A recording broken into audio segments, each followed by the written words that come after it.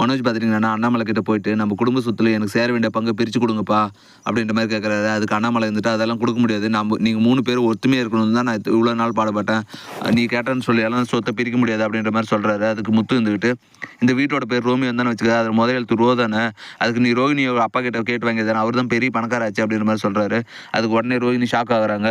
எங்கள் அப்பா கிட்ட இருந்தாலும் வாங்க முடியாது, ஏன்னா அவர் தான் ஜெயிலில் இருக்காருல்ல, அவர் வெளியே வந்தால் தான் கையெழுத்து போட தான் சொத்து வரும், மலேசியா போலீஸ் எல்லாம் ரொம்ப ஸ்ட்ரிக்ட் அப்படியெல்லாம் கொடுக்க மாட்டாங்க அப்படின்ற மாதிரி சொல்கிறாங்க.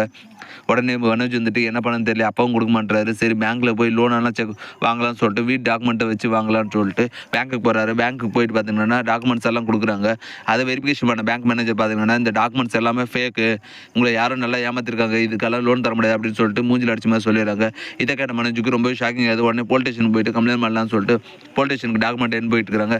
சார் இதை போய் பேங்க்கில் கொடுத்து லோன் கேட்டால் இது வந்து டாக்குமெண்ட்ஸ் எல்லாம் ஃபேக்குன்றாங்க, என்னன்னு கொஞ்சம் செக் பண்ணி பாருங்க சார், அவங்களை எப்படியாவது பிடிச்சி கொடுங்க சார் அப்படின்னு மாதிரி கேட்குறாங்க. பிடின்னு எப்படி கொடுக்குறது, நீ படித்து வந்தானே, உனக்கு அறிவு இல்லை, யாரும் முன்ன பின்ன தெரியாதவங்ககிட்ட போயிட்டு அவ்வளோ காசு கொடுத்து இந்த வீட்டை வாங்கியிருக்க, அதுக்கு வீடு வாங்கிறதுக்கு முன்னாடி முன்ன பின்ன விசாரிக்க மாட்டேன் யாருது என்னன்றதை, இப்படி ஏமாந்துட்டு வந்து புடினா எப்போ பிடிக்கிறது, அதுக்கெல்லாம் டைம் ஆகும், ஒரு கம்ப்ளைண்ட் எழுதி கொடுத்து போ அப்படின்ற மாதிரி சொல்லிடுறாங்க. இதுன்னு சொல்லிட்டு மனோஜுமே கம்ப்ளைண்ட் எழுதி கொடுத்துட்டு வெளியே வந்துடுறான்.